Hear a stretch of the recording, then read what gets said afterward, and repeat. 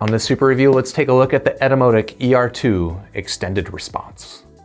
So what we've got here is an in-ear monitor from the company Etymotic, and if you're not familiar with them, go back and watch my review of the Etymotic ER4. This is the ER2. It's sort of like a budget version of the ER4, but I actually think I might like this better.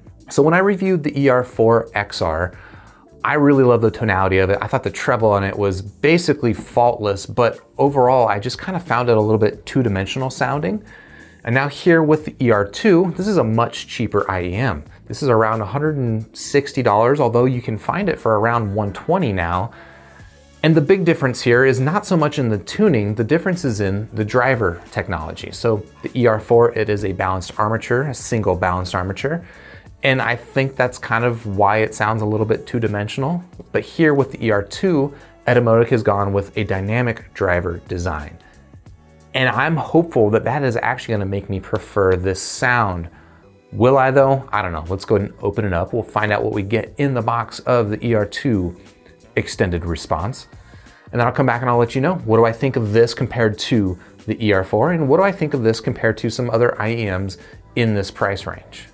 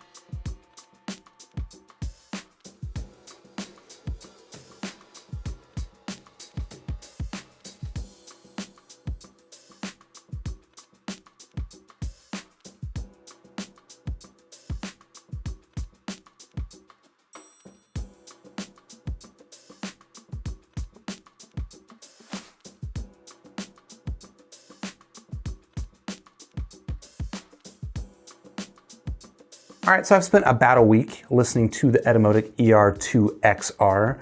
And yeah, that's a lot of letters and numbers, but really what I wanted to find out is this the ER4 that I wish I had? Is this the ER4 with a little bit more texture and body and some of that dynamic driver je ne sais quoi? I don't speak French, but I just tried to do it right there on the fly. So anyway, let's go ahead and get into talking about this here earphone. And I'm gonna go ahead and start with actually my biggest disappointment, which is this cable, which I don't know, you probably can't tell here, but it's just a very thin, basic rubbery cable that I don't know, it's like something out of like a $15 COS headphone. It's just about the worst cable I've seen on a $100 plus earphone.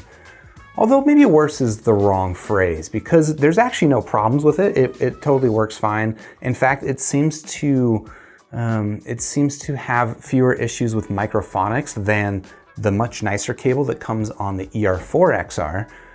But I don't know, handling wise, it's fine. It's just, it feels really cheap, and it makes this headphone feel, I think, cheaper than otherwise it is.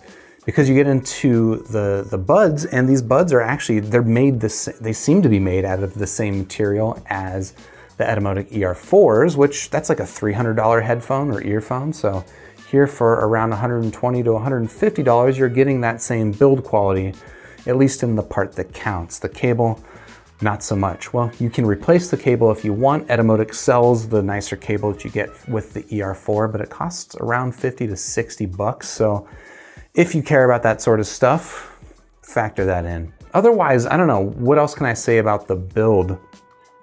I mean, it's really super, super minimal. These cylinders that these drivers are in are the exact same size as the ER4, the exact same weight, which on my scale, I actually started weighing my IEMs, and literally on my scale, both of these and the ER4s weigh 0 grams, which doesn't make any sense. I'm gonna go ahead and round it up to 1 gram, but just to show you how lightweight they are. They're very, very lightweight.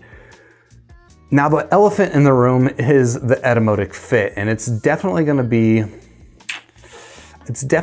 something that's gonna separate the people who can listen to this earphone and the people who can't. So I'm gonna go ahead and show you on camera just what it's like to wear these earphones and how deep these things go in. Because you look at that, all right, look at that tip on this little earbud.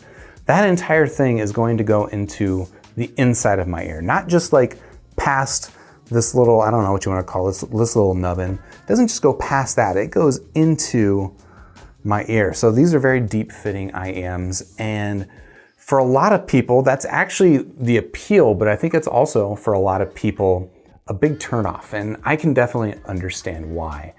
It took me a while to get comfortable with fitting Etymotic earphones into my ears, and frankly, at this point, I would say I'm totally comfortable with these. In fact, I was able to fall asleep with these things in my ears a couple of different nights. So that's kind of the test for me for comfort, is if I can sleep in it and roll around and it's not too bad, I'm pretty happy. And well, I was able to do that here with the ER2. The only maybe small complaint about the fit though is that it does still take a little bit longer time to fit them into my ears than it does with some other better fitting IEMs, I guess, if that makes sense, right? So I got something like the Maga OC K5. Those things just plug into my ears with no effort. It makes it easy to pop them out, have a conversation, plug them back in. These, it's a little bit more work, and it's frankly, if you're like in an office situation where you need to be taking your earphones in and out of your ears, it's gonna be a thing you notice. Oh, one important note is that deep insertion fit actually comes with one nice side effect, and that is that these things isolate very, very well. I would say these things are, you know, along with my ER4s, my best isolating IEMs that I've got, just because they are basically taking up all of the space in the inner ear canal of your ear. And I'm not a physician, so I'm probably describing that incorrectly, but they definitely take up a lot of room. They block out a lot of external sound. And is it a ton more than something like a Maga OC K5? I would say probably not, at least not to my perception, but it is more. And if you really are just trying to maximize the amount of sound that you're blocking out, it's hard to go wrong with Etymotics. But now we can start talking about the sound of the ER2XR, and that is, again, where I was really interested to see where these things could be different from the ER4. As a reminder, the ER4XR, I love the tonality of that earphone. I love the treble on that earphone. The only thing I didn't really love is the sort of depth perception that it gets, right? It just comes across as a very flat 2D image, and maybe that's useful for certain, you know, audio production where you just want to feel like you've got everything laid out in a very two-dimensional plane. That's what the ER4 does pretty well. But when I'm listening to music, which is pretty much what I use IEMs for, I want just a little bit more sense of depth and space. And, you know, maybe that's sound stage, maybe that's imaging, maybe it's just something else entirely. But I felt like it was missing with the ER4s. Here with the ER2s, I actually think it's here. And I don't think that these things, you know, they don't have especially large stage or especially sharp imaging, but they definitely do bring back that depth to the sound image that I didn't get with the ER4. And I'm gonna go ahead and chalk it up to the fact that these things are rocking dynamic drivers rather than a single balanced armature driver. I've never designed an earphone, so mostly that's coming out my ass, but it's also kind of coming out of just my experience with other single balanced armature earphones, is that tends to be an attribute of them. Dynamic driver earphones don't usually have that limitation, and we don't have that here with the ER2, so I'm pretty happy with that aspect. What actually was kind of surprising though is that the tonality here with the ER2 is actually more different than I expected. So if you look at these things on a graph, and I would recommend if you're interested in looking at graphs, check out critical.com. He's got a really cool tool where you can lay, like the graph of the ER4XR on top of the graph of the ER2XR, and you can kind of get a sense for what the frequency response is between these two earphones, and that'll give you a little bit of a preview of what they might sound like. And it does take some practice interpreting those things, but you can get a sense there. And what's obvious by comparing these is that there's actually more bass here with the ER2 than there was on the ER4. And that's me comparing both of them as the XR models, right? As maybe a reminder, I can't remember if I talked about this or not. Both the ER2 and the ER4 come in XR and SR variants. From what I can tell, both of the SR variants, their bass response seems pretty aligned, but when you get to the XR variants, the ER4 has got a little bit of a bass boost, and these have got actually quite a bit of a bass boost. And it's not, to the point that, like, these are not becoming a V-shaped sound signature. It's just versus a flat or even a slightly south of flat sound signature that you get on the SE models. The XR here has actually got a pretty healthy sub bass. And I think the execution is pretty well done here. Although, like I was alluding to, this is a very long roundabout way to get to it.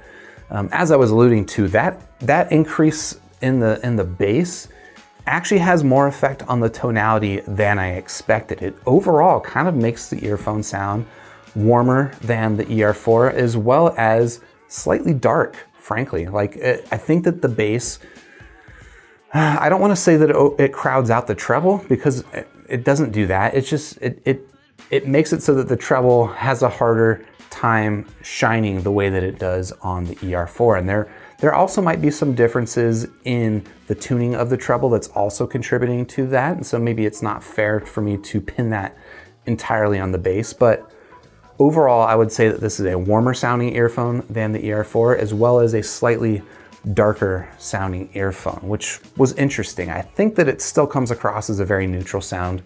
And if you're looking for a neutral sound, you're gonna be pleased with what you get here.